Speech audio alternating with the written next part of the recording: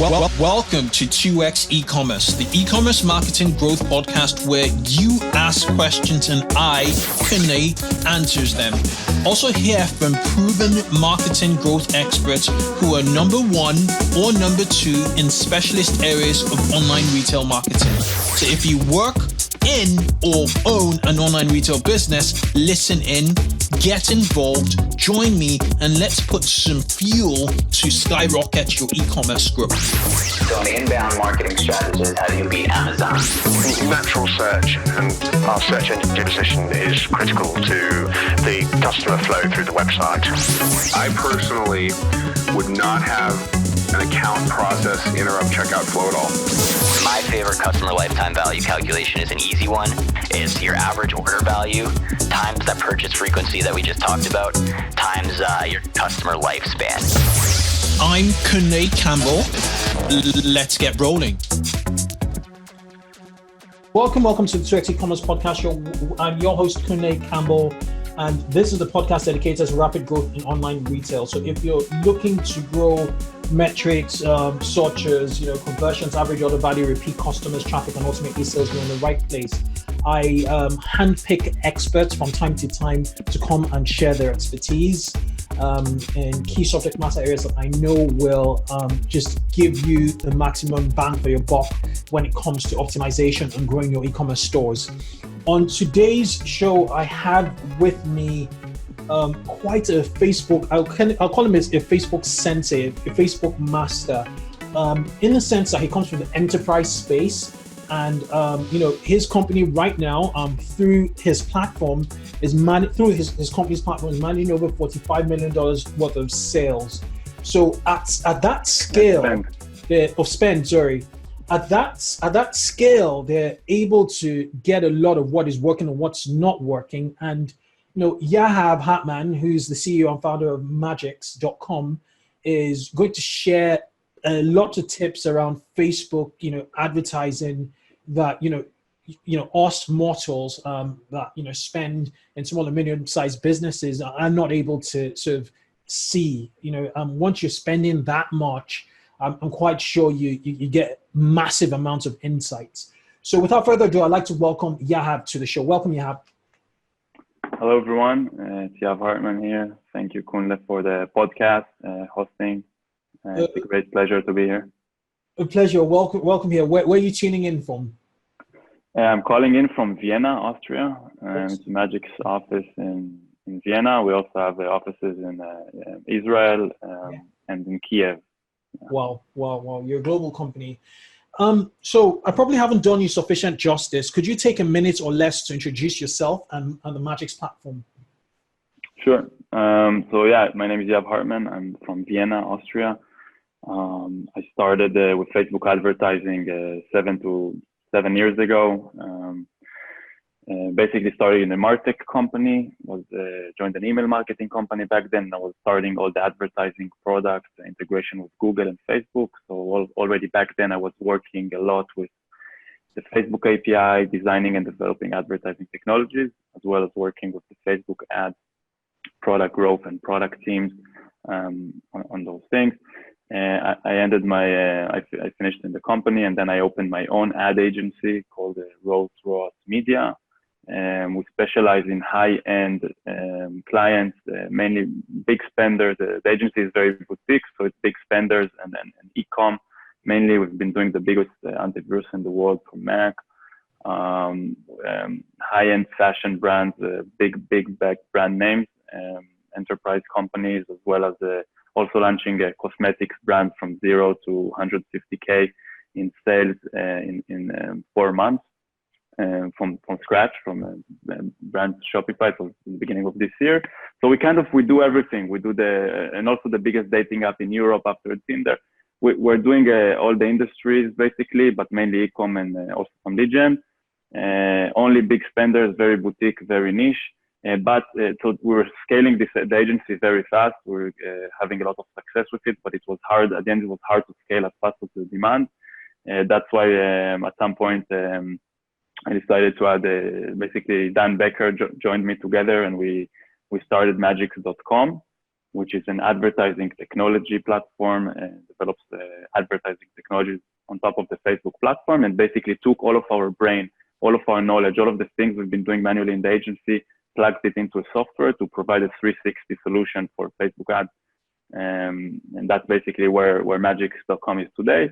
As Kunle mentioned, we're doing 45 million a month in Facebook ad spend, and we only launched at February. So we're still kind of, we call it that we're just starting out. It's massive. That's massive. So did you transition some of your clients at Rolls-Royce Media, which is your media buying agency, over to the platform, to the Magix platform, or how did it work?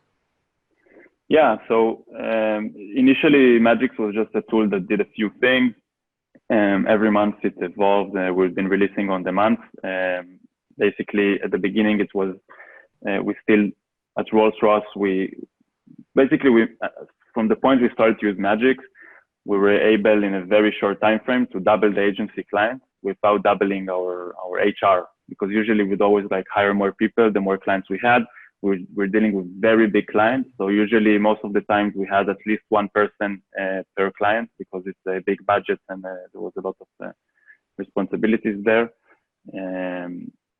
So yeah, it helps us to make the agency more efficient and more profitable, which is important for agencies, and basically helps us scale. And also for me personally, it helps to navigate the way with the agency and not like fall into the day-to-day jobs and optimizations and actually focus on growing the business. Yeah, yeah. We're going to talk about like the inner workings of Magix.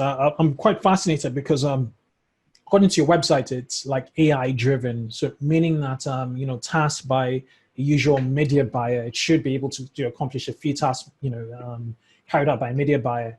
Before we do that, let's talk about like, with Rolls-Royce, when you started Rolls-Royce, Media, when you talk about big budget, I could see some of your high-end, fashion brands here. There's Fendi, there's Armani, there's Dolce. What kind of spend do high-end fashion brands or, enterprise, brands, sort of churn through every month? What's your ad spend on Facebook, typically, the average ad spend?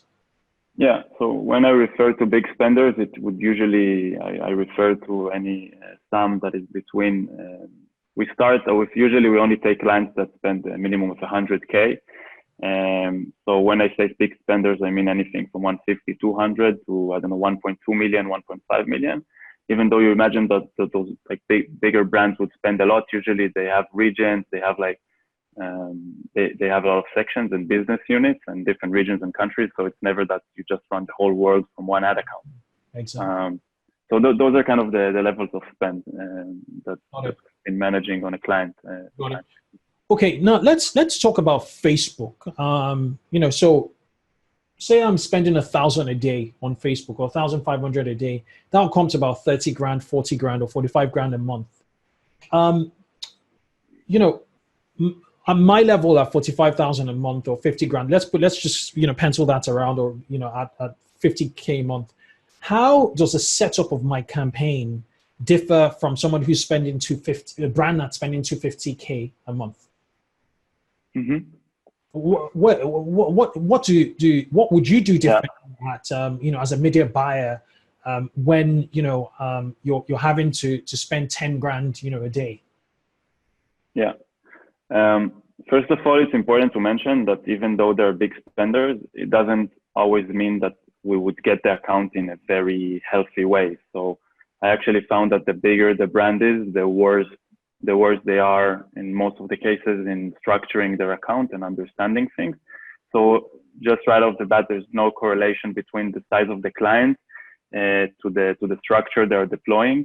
There should be one, and I'll touch it in a second, but basically that's one of the things that I was shocked from. I was expecting to see accounts that are very well structured, very well strategized, and very granular and going into deep details, and it was not the case. At the end of the day, the bigger the budget, the more you can test, and the more you could like basically look at your business. When we take those brands, we usually like to look at the whole store as in a granular way.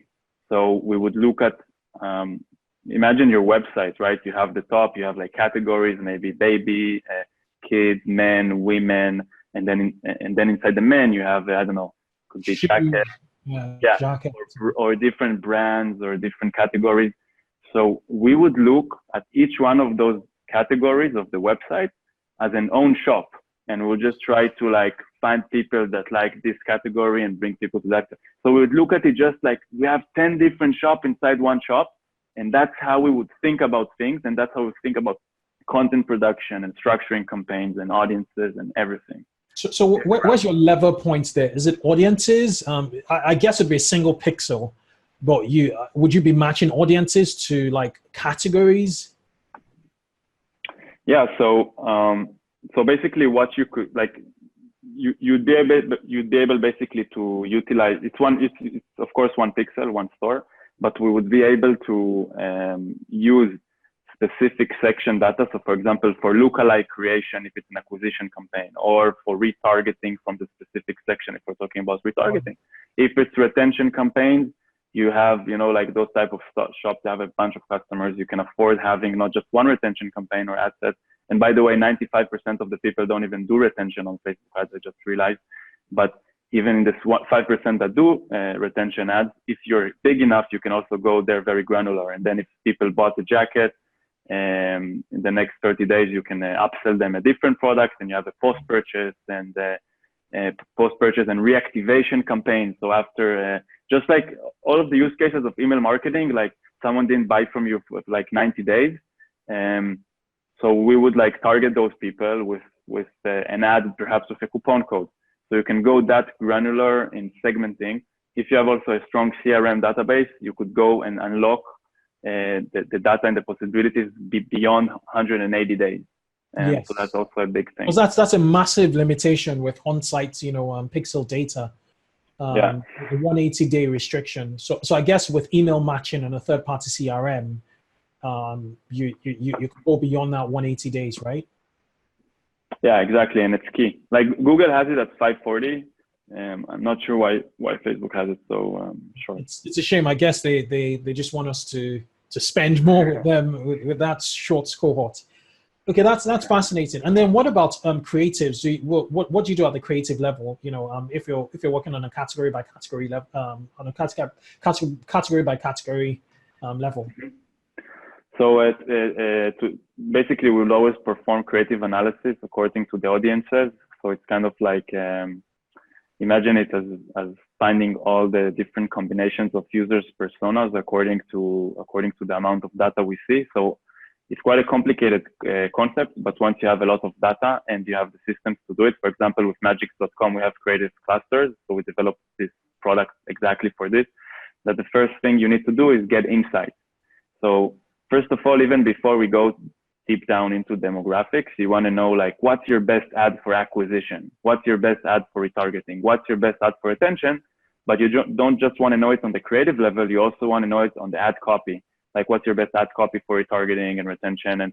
And also it's one of the biggest challenges we've saw, that it's very, very hard to have a unified reporting view of all of those creatives, because you might have a different post ID and different ads and different campaign objectives and different ad copy with creative and using even DCO, and then go find how much you actually spent on a specific creative or ad copy. So our system today actually unifies those things for us.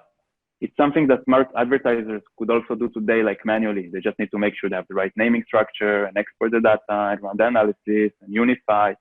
So we took all this hassle and we made a product that today we use. So once you understand acquisition, retargeting, retention, you can go dive deeper. Okay, let's say we filter acquisition and we have it's filter acquisition option from the filtering creative insights, and then we go, okay, let's also add demographics or the format of the ad.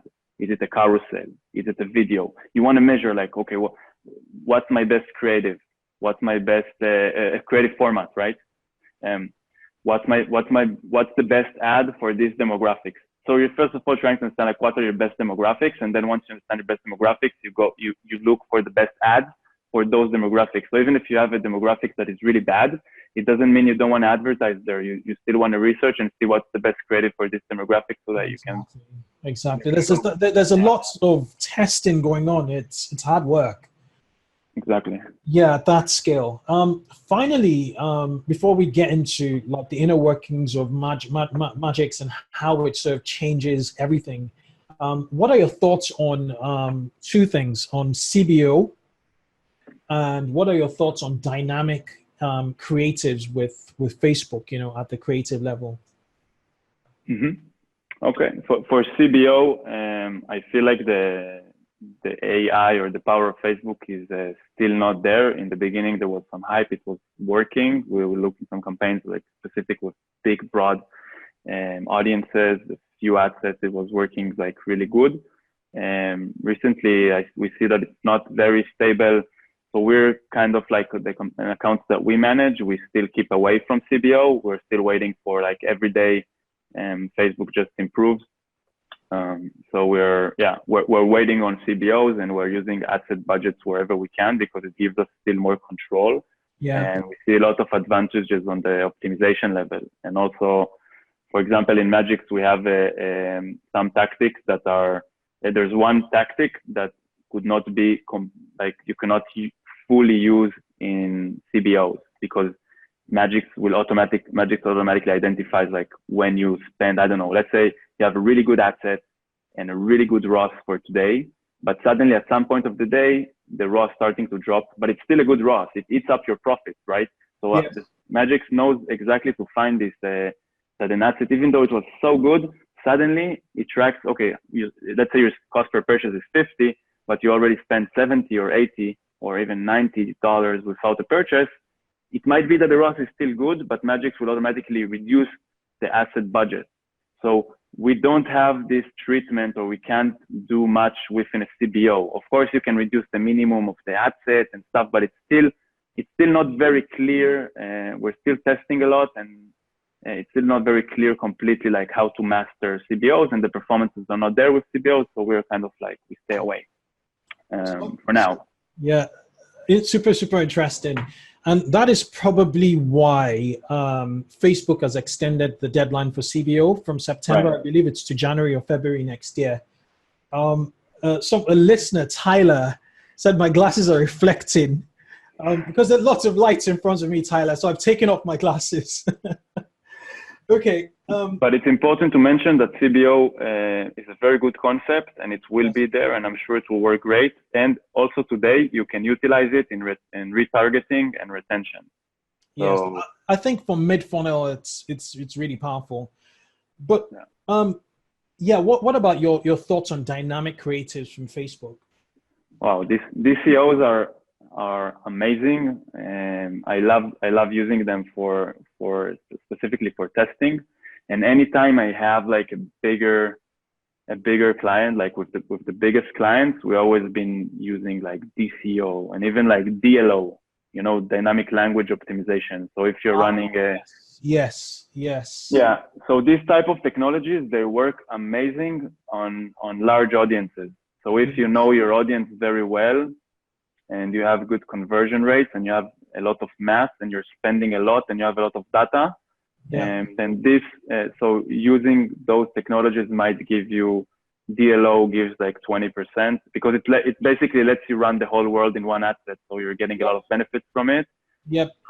Is it different? Is DLO different from when you provide the translation to Facebook? Because you know, in the creatives tab, there's a place where I've done this in the past where I put the German version, the French, you know, and, you know, blah, blah. Is DLO different where Facebook actually translates it for you, or you provide? No, DLO is when you provide them, like when Facebook translates, that's like the basic functionality that they just do it for the users to understand. It did terrifically well for like there was like an EU campaign we were running at one time. It did terrifically well. That's good. I've not even addressed it since. Even worldwide, like if you run like app installs for, I don't know, for Tinder, or I don't know, like the biggest brand in the world, you just have like one asset. Yeah, you're absolutely right. You're absolutely right. Amazing. Okay, now we talked about the best practices of you know, Facebook media buying and Facebook quite quickly. at the enterprise level on your experience. Now, how does Magix, your platform, change it all? Where can we sort of get the benefits? You're AI driven, and there was you mentioned something prior, which was like, bids, where I'm getting massively great ROAS, but my CPA is higher than what I expected. That's clever. So back in the days, we used to use tools like, RevealBot or maybe Facebook rules. Facebook rules is not that great, but RevealBot would, sort of take your thought process and translate it over the course of the running of your campaign. And if you put shit in it, pardon my language, you get shit out, basically. So my question is, with Magix, does Magix take care of all that thought process, or do media buyers have the control to sort of tweak Magix? Mm-hmm. So every day that passes, Magix takes more responsibilities and decision making from the Facebook advertisers. Of course, we don't have it completely one click, do it for you, everything already today. Of course, that's the vision, and it's also the vision of Facebook themselves. And basically for the whole industry, that's where things are going with AI. But I think that's one of the biggest mistakes of the other advertising technologies, and also Magix in the beginning. We tried kind of to have this end solution from the beginning, but we realized that it doesn't really work completely. Like if you just try to have it all AI, all automated, all one click. So the technology is not there yet, but if you provide the full infrastructure, so Magix today provides you the capability to create, first of all, we start by classifying. So when you connect your account immediately, you can see, you can basically see like acquisition, retargeting, and retention performances. So this is something that also most of the advertisers are really struggling with, and people are not getting it. So there's an AI tech behind it. It was a machine learning. We had to manually go and like teach it, like click 3,000 campaigns until we found all the variations that are possible with the Facebook API campaign structures. And now the system automatically maps acquisition, retargeting, and retention. It's a Python module. I'm not a technical person, but I asked, my CTO, Idan, explained me this in the past, so I can talk about it briefly. That's the first kind of AI element of understanding where things are. The second AI element we have is in the audience creation. So a lot of our work in the agency was analyzing pixel data, understanding how to create micro segments. Usually we're using ERFM, so engagement, recency, frequency, monetary value parameters, which is like, it's a concept that comes from BI for basically retail businesses that understand it, that helps you understand your customer data and model your data. Yeah, so we found that it's not just good for existing communication, it works like a charm for lookalike creation, and then also like mapping and matching the content. So this is something that was a lot of manual work for us in the past, and today at Magix could automatically, for example, you can select like frequent, frequent platinum value customer, and Magix will automatically kind of find, people that purchased 5 times in the last 180 days, or people that searched 3 times, purchased 3 times, or added to cart 9 times in the last 60 days. Right. Is that possible with pixel data? Wow. Okay. Yeah, it's something that the human can't do, because you can go and analyze the data, and then you need to, every time to create the audience, and then you have audience constraints, right? You need a minimum size of 100. So you have to do hundreds of audiences, wait until it's ready, see if it's big enough, and then change the parameters. So the software does all this in the background, and then just leaves only the optimized audiences, and it continuously optimizes them for you as the data changes.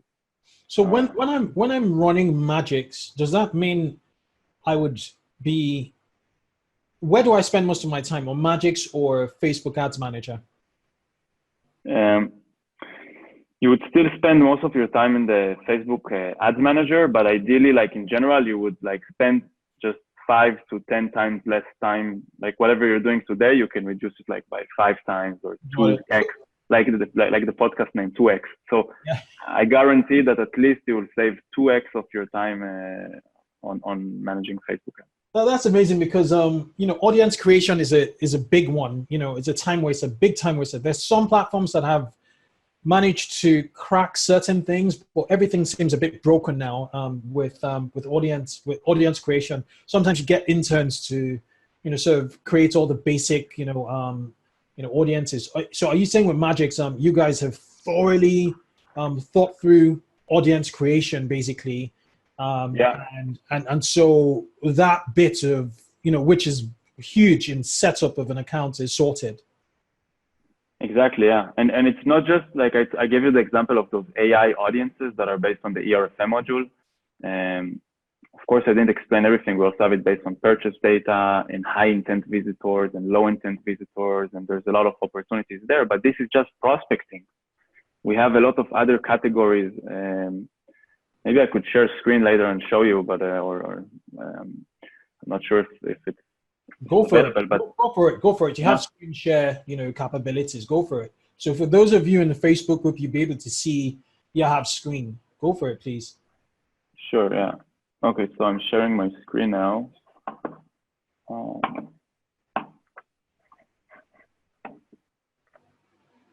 Can you see my screen? Yes, I can. Create a cluster. Okay. Perfect. Yeah. Perfect. So let me show you we talked about audiences, right? So I really want to put here, let me zoom in. I'll put here the focus on those. Okay. Yeah, you see on the left side, we have acquisition, then re-engagement. So we automatically have everything ready for you for re-engagement campaigns. Those are people that it's still acquisition. So on acquisition campaigns, we automatically exclude website visitors last 30 days. And purchasers 180 days. Okay, so we just want to make sure that we're purely acquiring new customers. New customers, okay. Yeah. So you see the type of audiences you're like ads engagers, video viewers, social media engagers, leads, and you have a lot of audience creation opportunities here around those. Yep. Then you have prospecting. So we have here the AI audiences. Are these cold audiences? Yeah, this is kind of like an audience menu, and now we released mass creation, so you could potentially also on my computer, so I'm kind of, yeah. Okay, you see, you can also select all of them in one shot.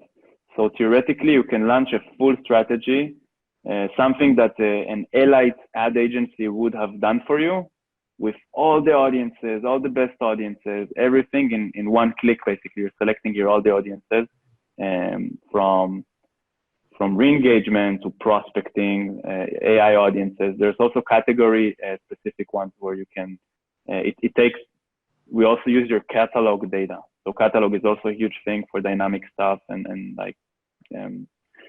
collecting data. Also the product affinities. This also comes from the catalog. We have special audiences, social media fans, video viewers, leads, device personas like iOS and Android with high intent, niche lookalikes, then retargeting. Okay. So, in retargeting, you might have multiple visits, people that spend a lot of time on your website. Also here, niche specific retargeting from URLs and retention. Time. Okay, what about cold audiences? Yeah, so let me give you an example of an audience that every single one of the audience would want to create right away. That will give you an amazing ROAS and return on your time by just watching and tuning into this podcast. Let me find it. Oh, I hate now.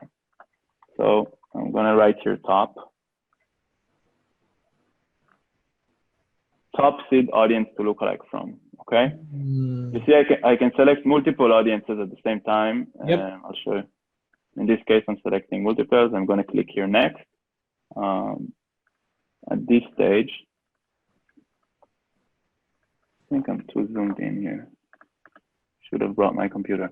Anyway, it automatically maps it into the campaign. So this is like a prospecting campaign. This is retargeting campaign. If I would select all the audiences, it will propose 4 campaigns. And that's usually how we always build the campaign structure. We always have a campaign for prospecting, acquisition remarketing. Yeah. Then we have retargeting and retention. So it automatically kind of like suggests those. You can decide if it's going to be a CBO or not. Okay. So does acquisition prospecting, is it like a top of funnel? Okay. Top of funnel. But the top of funnel is split into 2. We have top of funnel for prospecting, like completely cold, that don't know you, many do lookalikes. And then we have people that already kind of saw your video, engage with your page, this type of guys, but they haven't visited your website yet. Got it. People who haven't visited your website, are these all based on lookalikes, or do you also test, just interest and demographics? We don't support interest targeting in our platform yet, because we found that like interest targeting is, we see that it's mainly for people that are like starting out. We also love to use it like with competitors and this type of thing. So we see like even on big spender accounts, we'll always like have at least like something like 10% of the budget on interest. Yes. Then around like 60% on lookalike, and then another like 20% on retargeting and 10% on retention. Of course, the numbers vary from business to business, and it depends on how much traffic you're getting from other channels. But that's kind of the stuff. We see interest is as for now not supported, but we also have a plan for adding this. But we see that it's like kind of not really mandatory to use in order to take off an account, because just the lookalikes and the Facebook optimization works really good for big spenders. So the bigger you are, the less you depend on interest. Exactly. It makes a ton of sense. Okie dokie. Yeah. So. So can I just show the audience? Yeah, sure. Go for it. Okay. In this case, the first stage is to select the creative. Okay. I just want to move to the next stage to show the power of this audience. So top seed audience to look like from. So you see here you have like settings. So it automatically maps all of your audiences, you see, by performance. And then you can basically say, I want to use this audience because it has 26 ROAS, and this one, and this one, and this one, and this one. Basically select like, I don't know, your top 5 audiences or top 10, okay? Then you give it like 1% and you can select your country. Also here, the country is sorted by the best ROAS. So it's very easy to find like where you want to target. You can also do multiple countries at the same time, but the power of this audience is like, it's kind of like a blended lookalike. It will take 1% lookalike from each one of those separately and put all of them into one ad set. So apparently you're getting like an audience size of like 2 or 3% in size, but it's all built of a lot of audiences of 1% with different angles of your site based on your best audiences. So this is a killer almost in every account I see. This is an audience that really like crushes it. Top seed audiences from lookalikes. Amazing. So from your CLV list, your custom LTV lists, customer lists, it makes sense. It makes a lot of sense. All purchases in the last 180 days. How'd you get the purchases in the last 365 days? That's through a CRM, right? Like if it was your Shopify or... In this case, yeah, I think it was from eCommerce, yeah, from the CRM, yeah.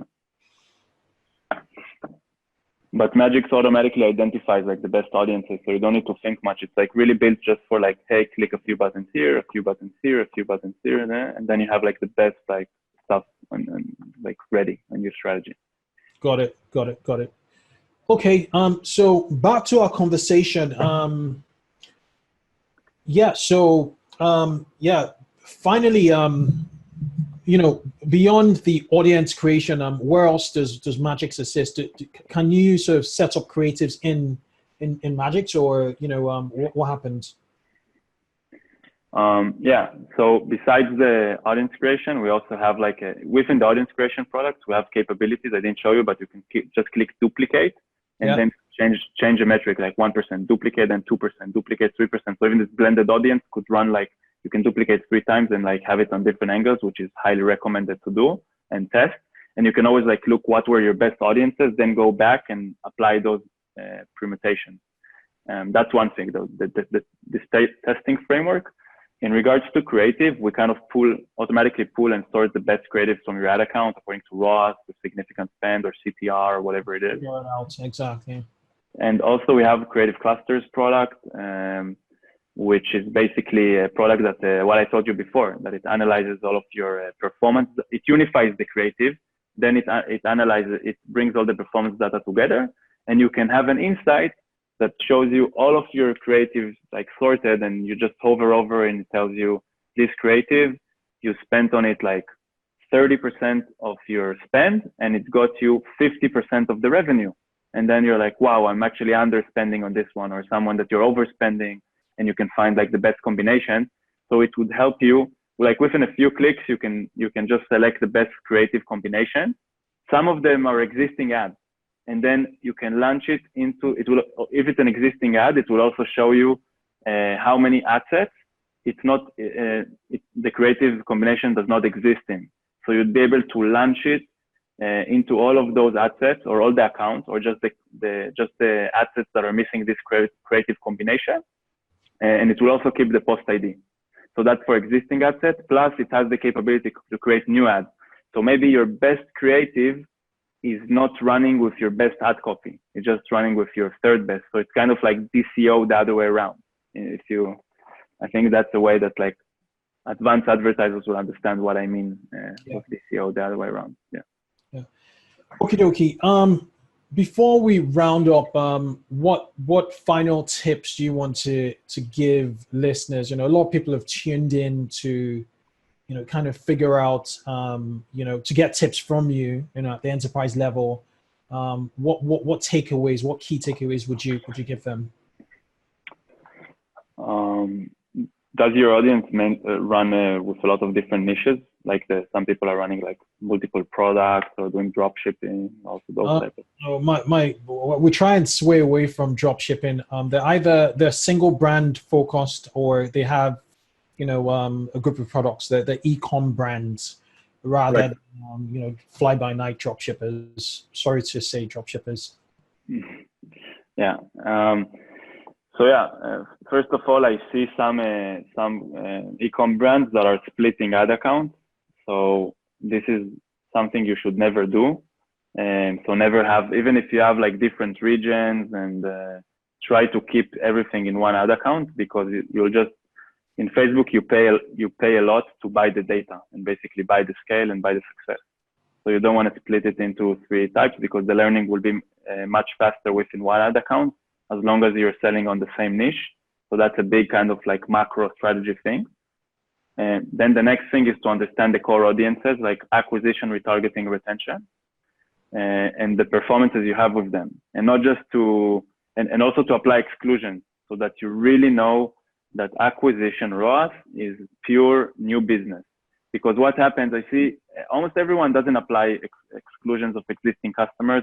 And it's not just the website data, it's also your CRM data. Take all the purchases, exclude them, and then you can really be sure that acquisition brings new business. Because what happens is that Facebook runs first after people they think are going to buy. And of course, your customers and people that visited your website are the first one they're going to run after.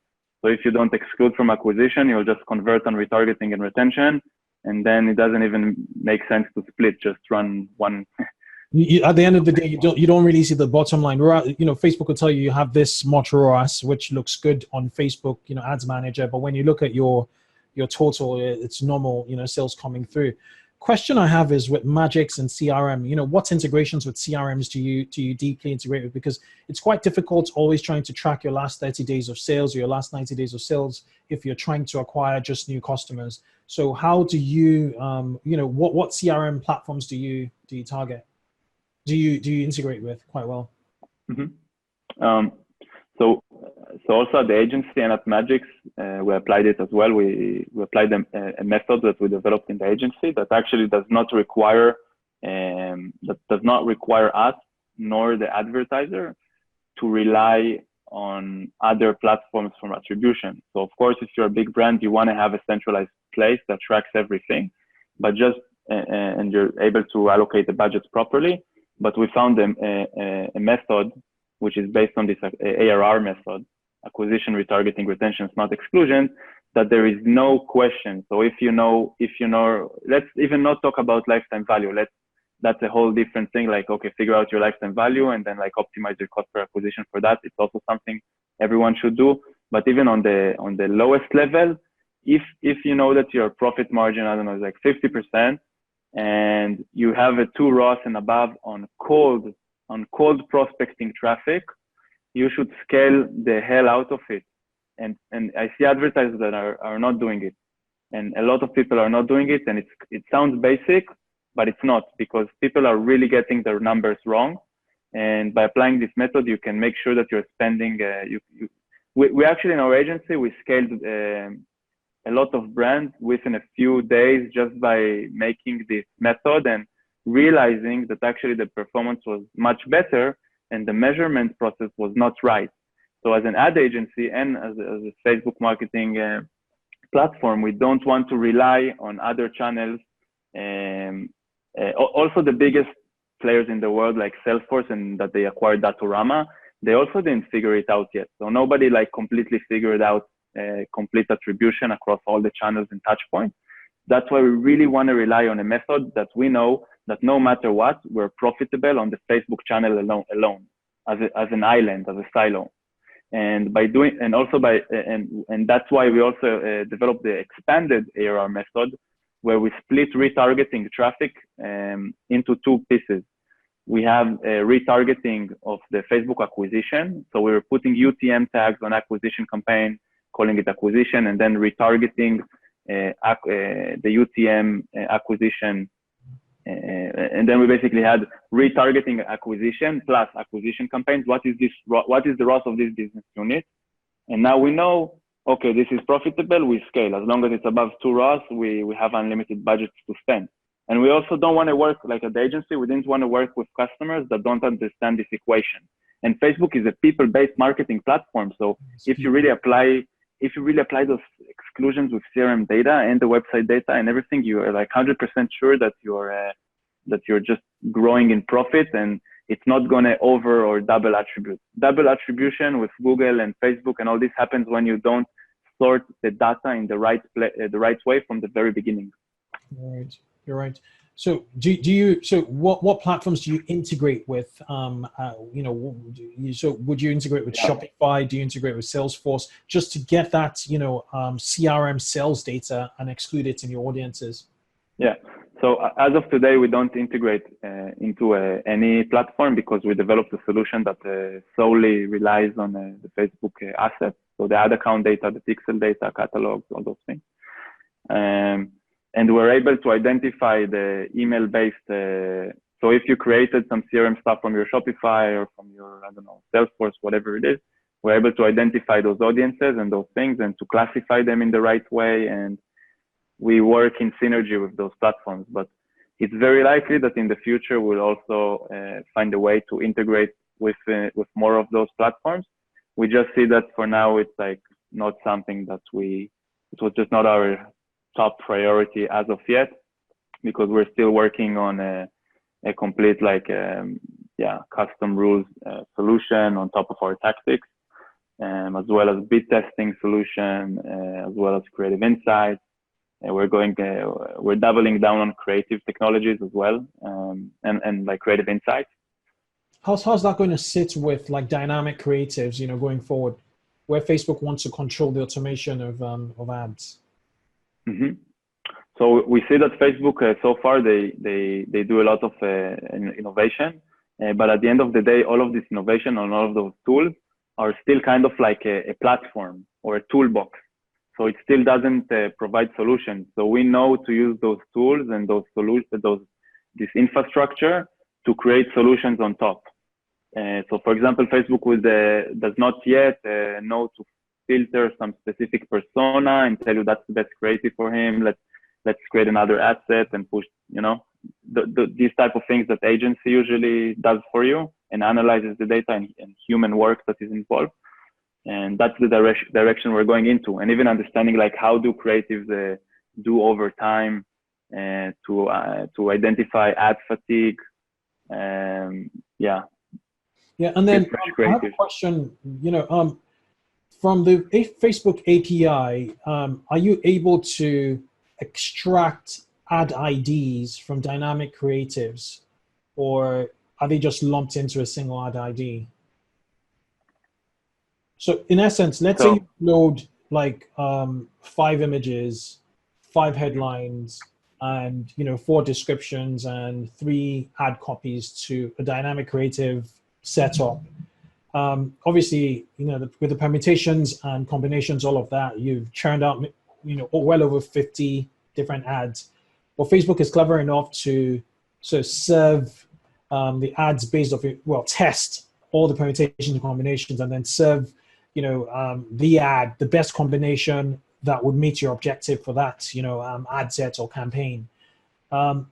So as an advertiser, third-party advertiser, technology-driven advertiser, are you able to sort of say, okay, because we know that combination is working, does Facebook actually create an ID, an ad ID for every single combination and permutation in its dynamic creatives we could use in, say, Magix and test, similar audiences?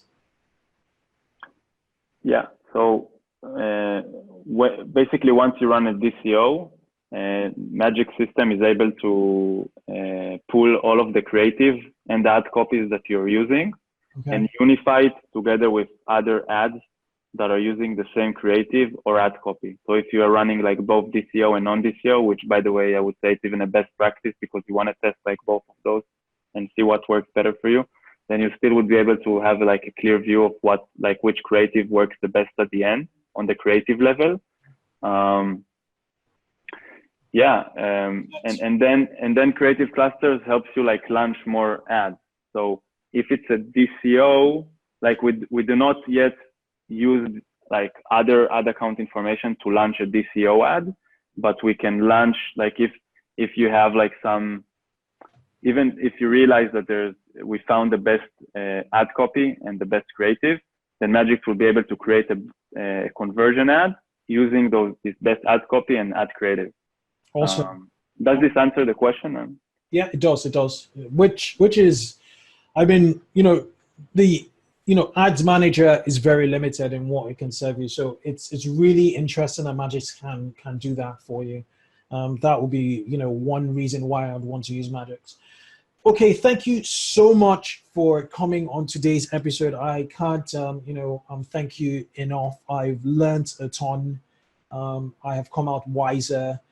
So for people who want to follow you going forward, I know you're a member of the group already and people are going to ask you questions directly. What's the best way to follow you and the Magix, platform? Yahav Hartman, like my first name, last name on Instagram, Facebook, LinkedIn, and then Magix. So Magix on Facebook, Instagram, and LinkedIn as well. madgix.com. Many thanks. We'll wrap this one out. It's been a pleasure. Thanks so much, Kunle. Cheers. Love your work.